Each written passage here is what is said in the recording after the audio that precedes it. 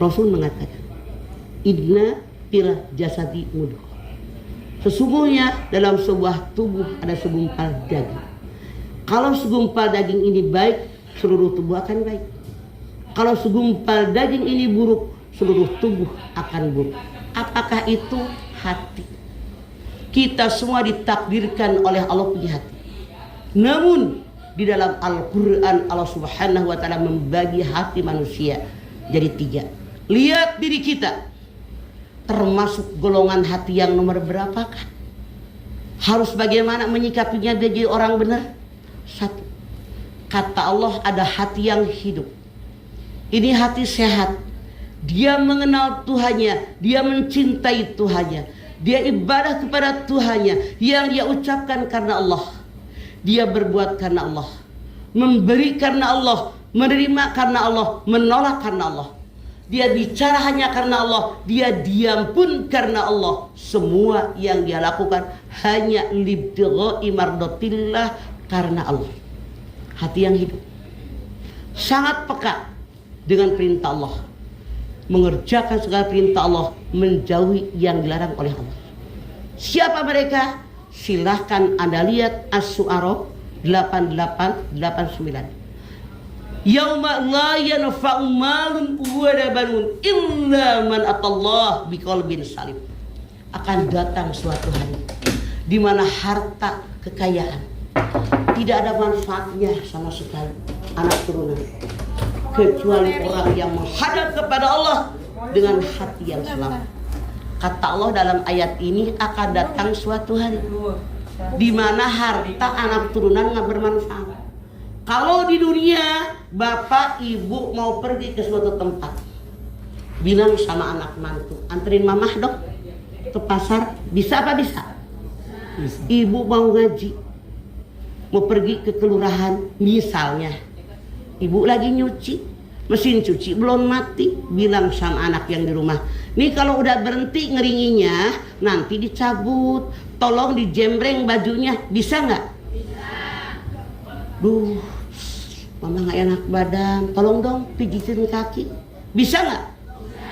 Anak, mantu, cucu masih bermanfaat, harta bermanfaat, duit banyak, pengen rumah keren, bisa dibeli, pengen mobil baru, duit banyak, blak beli mobil paling baru, pengen punya gelang emas, blak sampai diketek saking kaya-kayanya. Ini harta berguna, anak turunan berguna. Tapi Allah menyatakan akan datang suatu hari di mana harta kekayaan nggak berguna, anak cucu turunan nggak berguna, pangkat jabatan nggak berguna, kecuali orang yang datang menghadap kepada Allah dengan hati yang selamat. Tadi yang disebut qalbun salim tadi, mencintai Allah, mengenal Allah, ibadah kepada Allah, semua yang dikerjakan hanya karena Allah. Semoga kita termasuk golongan yang pertama ini. Titik 2. Ada hati yang sakit. Silahkan Anda lihat Al-Baqarah ayat 10. Fi qulubihim maradun fazadahumullahu marada wa lahum adzabun alimum bima kanu yakdzibun. Dalam hati mereka ada penyakit, ditambah lagi penyakitnya oleh Allah, dan mereka mendapatkan azab karena mereka mendustakan ayat-ayat Allah. Jadi ini orang ada penyakit, hatinya sakit. Maaf, jangan-jangan kita, Anda pernah lihat sinetron? Celuk putih sebelah kanan membisikkan kebaikan-kebaikan, itu gambaran malaikat. Celuk sebelah kiri hitam membisikkan kejahatan, itu setan. Ini orang yang hatinya sakit. Mana yang menang tergantung hati mereka. Kalau waktu malaikat datang hatinya lagi baik, mengerjakan perintah malaikat jadi baik. Kalau hatinya lagi tidak ada iman, datang setan menggoda dia jadi melakukan kejahatan.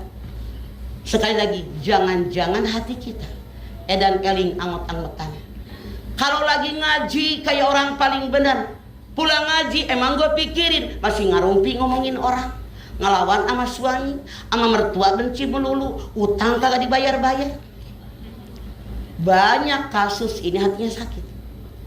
Nah, Orang yang hatinya sakit ini bisa disembuhkan. Dengan cara bagaimana? Tingkatkan iman ketakwaan. Sering pergi ke pengajian, dicas tuh iman kita. Lalu tinggalkan dosa dan maksiat. Lalu banyak taubat kepada Allah atas dosa yang dia lakukan. Insya Allah hati yang sakit berubah hidup kembali. Titik. 3. Kata Allah dalam Al-Quran, hati manusia yang ketiga ada hati yang mati. Anda lihat Al-Baqarah ayat 7.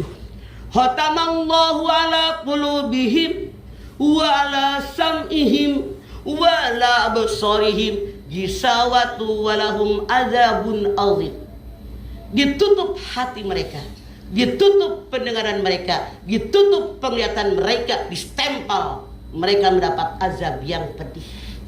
Ya Allah, dia tidak mengenal Allah, apalagi mencintai Allah, tidak pernah ibadah kepada Allah. Kalau dia berkata ngikuti nafsu, dia diam karena nafsu, dia memberi karena nafsu, dia menolak karena nafsu. Semua yang dia kerjakan hanya nafsu, nafsu, dan nafsu. Tidak ada Allah sama sekali. Na'udzubillahi min dzalik. Jangan sampai kita termasuk orang yang hatinya mati.